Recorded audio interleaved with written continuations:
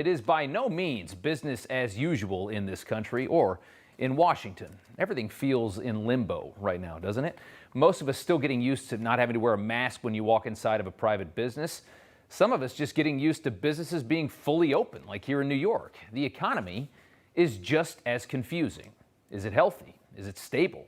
Or is our economy just being propped up by trillions of dollars in spending? Is this the biggest economic sugar high we've ever been on? With all that swirling in our heads, a bizarre flex today from the president as the White House tries to convince Americans the country is on strong economic footing thanks to them. Biden today slamming the Trump economy and claiming everything turned around when he took office in late January. Take a listen.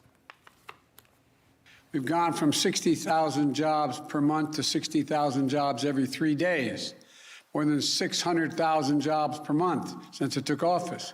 More than 3 million new jobs all told. That's the fastest growth, I'm told, at this point in any administration's history. Just amazing. What's amazing is his incredible statement to try and pull that off with a straight face.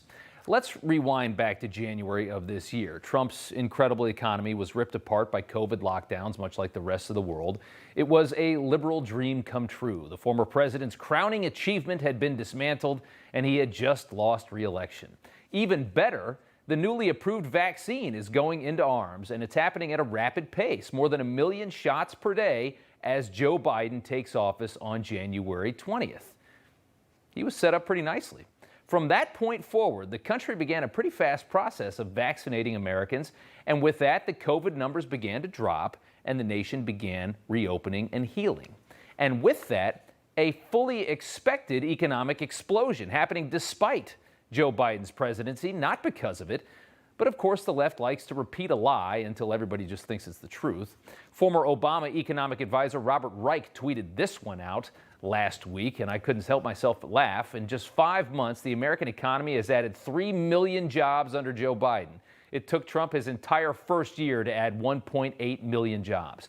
Tell me again, Democrats are bad for the economy.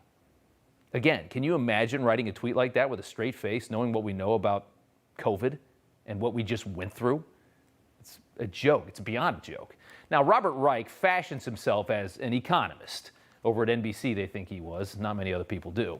He's well studied, but he's also a left-wing ideologue, dealing his political agenda into a place where leftism does not belong, a capitalist society. And like any good economist with an agenda, Reich is happy to blatantly lie. The truth is this. Even if the president was a 10-year-old kid picking his nose and wiping it on the Oval Office curtains, the economy would be exploding right now. It's just a fact. This is all happening despite your government, not because of it. Sadly, in this administration, all government does to our economy is hinder it. But don't let that stop them from taking credit for stuff that they've had no impact on whatsoever. Here's more from today. The number of new unemployment claims has been cut by more than half since I took office. Congratulations, Mr. President. We've already been through this, though. What's interesting is while unemployment improves, we still have a problem with employment, which is such a bizarre thing. A Morning Consult poll showing 1.8 million Americans have turned down jobs because of added unemployment benefits. The Biden White House desperately working to marginalize this problem, but this story really is a big deal. And this is something I hear about from businesses all the time. You probably hear it too. You probably notice the for hire signs everywhere you go. You go to places where there aren't enough waiters. Everybody's been through this. Restaurant owners, business owners say we can't find anybody to come back to work. It's all over the country. Right now, it's very hard to find people who make under $25 an hour. The enhanced federal benefits are not set to expire until September. For some reason, they want this to continue.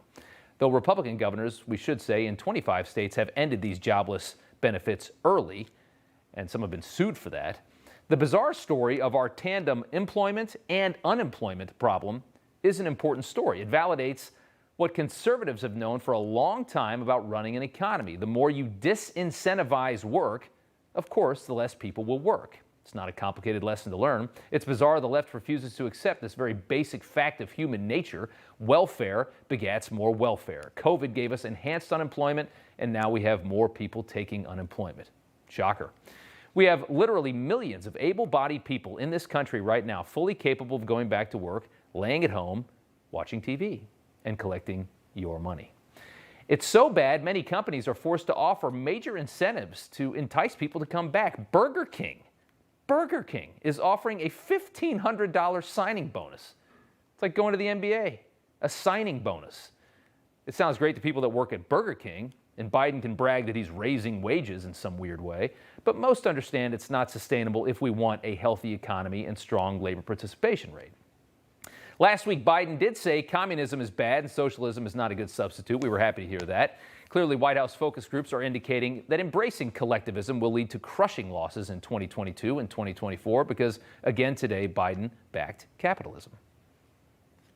Another prediction that is my favorite one, I must add, is that if I got elected, I'd bring the end to capitalism. I never understood that one, but we've heard an awful lot. Well, in 6 months into my administration, the U.S. economy has experienced the highest economic growth rate in nearly 40 years. Well, yeah, when you turn the thing on, it's going to go up pretty quick.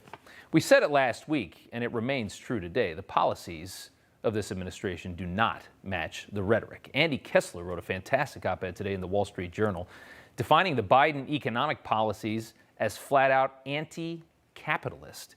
He lays out the backward Biden policies that are hindering a true bounce back of our economy, crushing American energy independence, raising taxes, rebranding massive government social programs as human infrastructure. Kessler writes, Mr. Biden's policies will likely hurt low-income folks the most by squishing capital formation and job creation, squelching opportunity. Biden attempting to brand his excessive regulations and government intervention as creating a better capitalism, but the impact of these decisions will become visible at some point.